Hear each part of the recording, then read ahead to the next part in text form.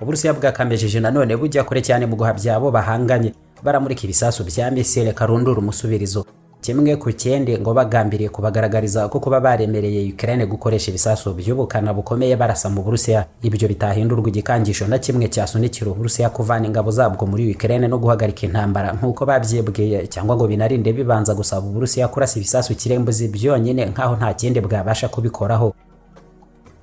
N'imisile zanakoreshwa n'ubundi zibirasa koko ariko zikanarwanishwa mu bundi buryo busandaza ibisasu bihambaye bitari bya kirembuze mu buryo nta mategeko namwe ariho yanaherwaho batungwa intoki mu kubirwanisha. Nyuma ya Oreshnik misile ICBM zambukiranye imigabane ziraswa mu ntera ya kure cyane zanapakizwa n'ibisasu kirembuzi Abarusiya baheruka kurasa bwa mbere muri Ukraine ari nabwo zageragezwaga bwa mbere ubwazo uburengerazuba bw'isi baracyashakisha hose bisaka ngo barebe niba hari bitwaro bageraho byabasha gukumiriza imisile nshya z'Abarusiya kandi ubwo nazo zikaba zaraswa n'ubundi henshi mu Burayi na Leta Zunze Ubumwe za Amerika. Ubu noneho ni Satani kabiri Uburusiya bugaragaza ko bwiteguye kurasa muri Ukraine ngo niba yo n'uburengerazuba bw'isi badashaka kubigendamo gake. Satani kabiri ni misile Abarusiya VSRS 28 Sarmat bagerageje bwa mbere mu kwa kane kw'ibihumbi 2022 abandi bo bazihembye ibisasu by'umunsi w'imperuka kubera ubukana buhambaye bw'isenya byateza niyo bitashyirwaho ibisasu kirembuzi intera ndende cyane byaraswamo kugera mu birometero 18,000. Satani kabiri urusasu rwa toni zirenga 208 n'uburebure bwa metero zirenga 35 nicyo gisasu gihambaye kitari cya kirembuzi kandi cyaraswa kure cyane kurusha ibindi byose byemejwe ko kiriho mu isi kuva mu 2023. Ni gisasu cyanagurukana imitwe y'ibindi 16 byose bikiye sandara rikomeye cyane ku buryo hari n'ababara ibara ryakora ngo bagasanga kimwe gishobora no gusenya burundu ibihugu birenze kimwe cyangwa imijyi migari cyane ntihagire igisigara kihahagaze na kimwe. Ibi rero Uburusiya buremeza ko bwiteguye nabyo kubirasa ku bwinshi muri Ukraine vuba aha nibatisubiraho bose ngo bayibuze nayo kurasa mu Burusiya ikoresheje misile z'Abongereza n'iz'Abanyamerika ngo no guhanganisha ibisasu bihambaye batangije. Uburusiya nabwo ngo bukaba bugambiriye kubashimangirira neza ko batazigera babuhiga kuri iyi ngingo.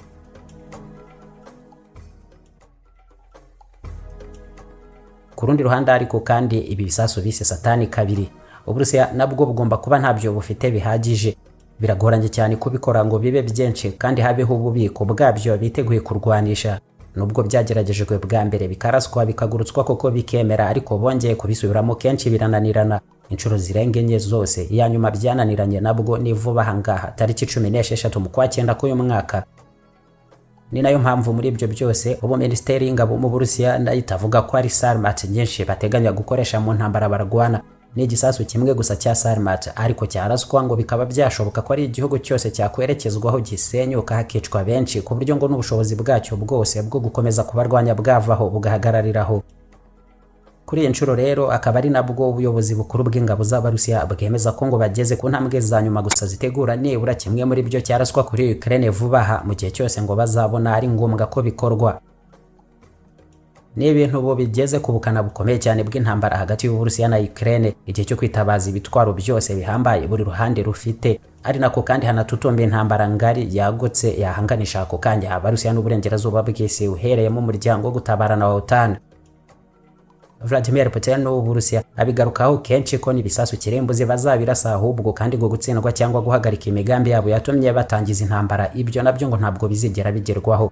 Но по значительным целям будем применять те средства, которые есть в нашем распоряжении, в том числе, я об этом тоже сказал. Aragira ati mu gihe byo tugambiriye kurasaho nabyo bihambaye ku ruhande rwabo duhanganye tuzakoresha natwe ibisasu bihambaye byatuma tubigeraho nyine ibyo ari byo byose dufitiye ubushobozi tuzabirasa nta kabuza birimo na misile nyinshi za Oreshnik kugeza mu mujyi wa Kiev ku bikorwa n'ibigo bya gisirikare.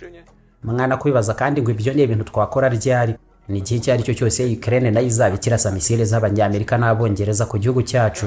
Ni igihe cyose tuzagena ko ari ngombwa kandi ko tubikora. Ubuyobozi bukuru bw'ingabo z'Uburusiya bufite ubushobozi bwose n'ubumenyi buhagije bwo guhitamo igihe no kugena ubwoko bw'intwaro natwe twakoresha. ibisasu nka Oreshenik. Ubushobozi twanabigezaho nta kigero bugira, kuko niyo bitavangwa n'imitwe yabyo ya kirimbuzi mu isandara rihambaye twabigezaho bishobora kuzamura ubushyuhe bukegera cyane ububarizwa ku zuba hejuru ya degre Celsius 5000. Icyo gihe rero ndagira ngo mbabwire neza munabimenye, icyo gihe aho twabirasa byaba bimeze nk'ibice by'inyenyeri n'ibibuye bihananuka mu isanzure bihitura.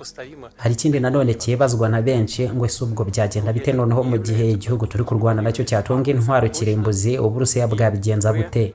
Bigezaho ntacyo tutakora. Ndabitsindagira nanone nshize amanga, ubushobozi bwose n'intwaro dufite zatugeza ku ntsinzi, nta na kimwe aho twasiga inyuma noneho, kandi ibyo ntitwanakwemererega ko bibanza kugerwaho ngo Ukraine tuyireke itunga ibisasu kirimbuzi. Ibi byose bigezweho nabwo mu gihe Uburusiya ubu ngubu buri kugaba ibitero bikomeye cyane bakoresha amagana ya drone z'intambara n'ibisasu bya misile biri gusenya byinshi cyane, birimo n'ibigo bikwirakwiza amazi n'amashanyarazi. Ubu n'abarenga miliyoni yose mu bice bitandukanye bya Ukraine batagifite umuriro w'amashanyarazi mu bihe byegera cyane nanone by'ubutita bw'amasimbe bigiye kugera muri iki gihugu cya Ukraine. Perezida Volodymyr Zelensky nawe niko akomeje kugaragara hose, asaba abo bafatanije kurwanya Abarusiya kwihutira kubagezaho ibitwaro birinda ikirere byabasha gukomereza imisile z'Abarusiya nka Oreshenik kugeza ubu badafite icyazibarinda na kimwe. Ariko mu gihe kivuga neza Oreshenik, Uburusiya bukaba noneho ngo buri hafi no kubaturaho na za satani kabiri, ahubwo nibatabigenzamo make.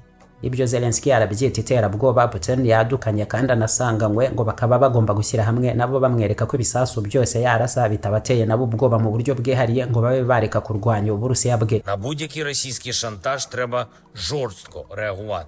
Так, ati ni mu bihe nk'ibi by'iterabwoba amenyereye gushyira ku bandi, natwe tugomba kwereka Bwana Putin ku bikangisho bye byose tuzabitera ishoti bigahindurwa ubusa.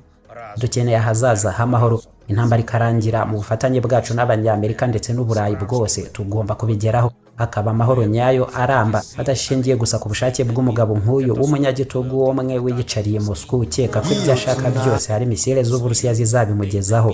Катастроф, коли один диктатор в Москві нав'язує своїми ракетами свої умови. Cotton fashion, icyitwa imyenda ni